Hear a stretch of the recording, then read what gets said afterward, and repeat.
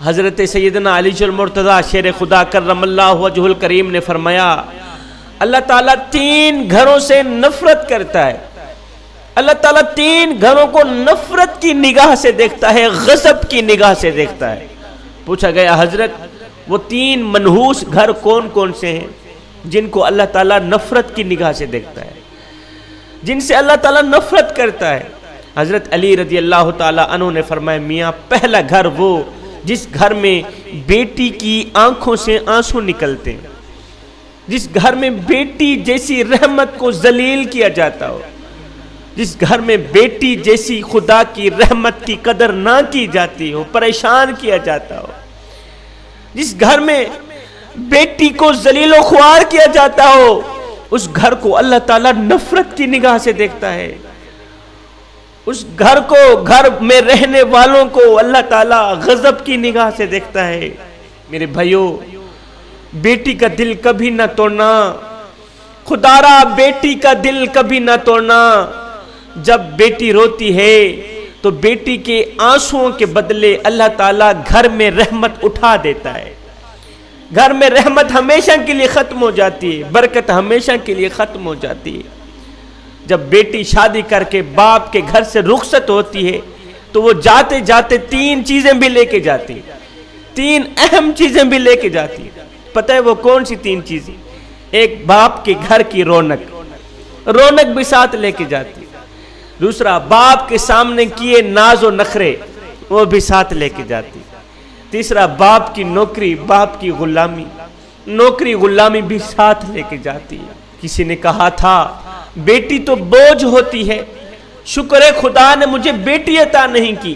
کسی عقل مند نے کہا او نادان، اللہ تعالیٰ بیٹیاں بھی اسے عطا کرتا ہے جو بیٹیاں پالنے کی حیثیت رکھتے ہیں، اور تو کہتا ہے شکر الحمدللہ اللہ نے مجھے بیٹی عطا نہیں کی. او کم بخت، اللہ تعالیٰ بیٹی اسے دیتا ہے، رحمت اسے دیتا ہے جو اس رحمت کو پالنے کی حیثیت رکھتا ہے. تیرے اندر حیثیت ہی کیا ہے؟ تو 2% کا آدمی ہے اور تجھے پتہ نہیں ہے اللہ تعالیٰ جس گھر کو زیادہ پسند کرتا ہے اللہ تعالیٰ اس گھر میں بیٹی جیسی رحمت کو بھیج دیتا ہے.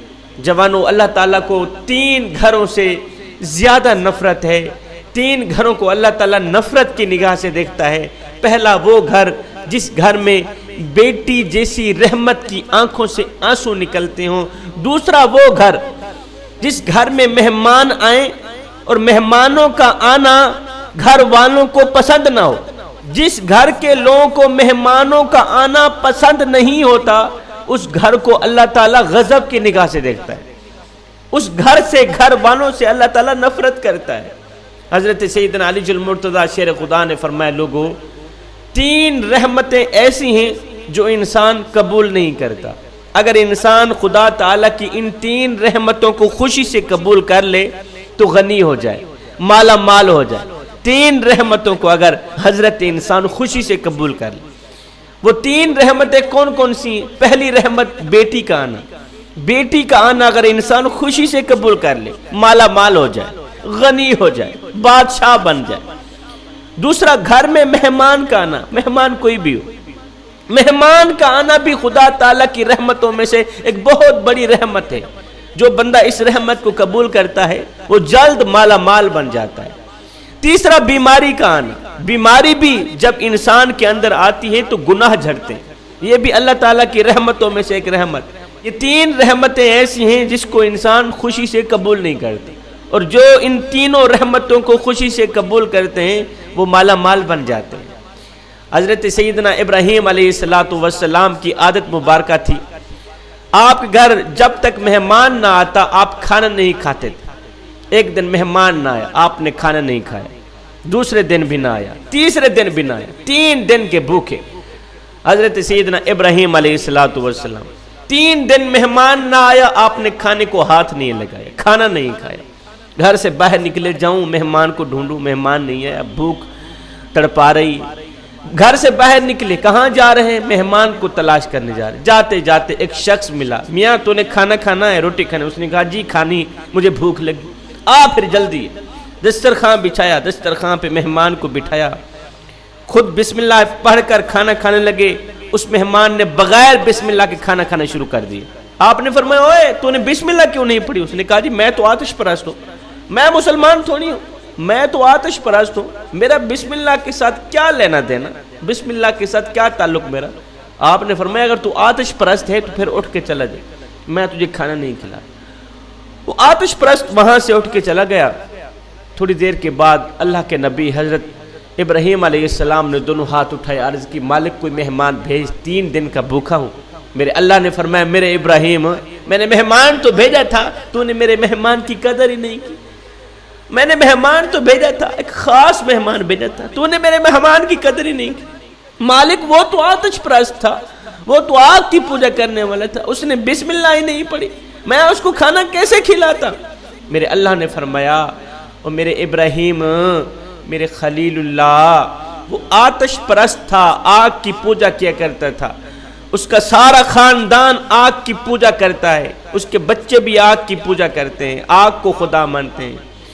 تو نے اسے ایک دن کا کھانا دینا گوارا نہیں کیا، ایک دن کی ایک ٹائم کی روٹی دینا گوارا نہیں کی۔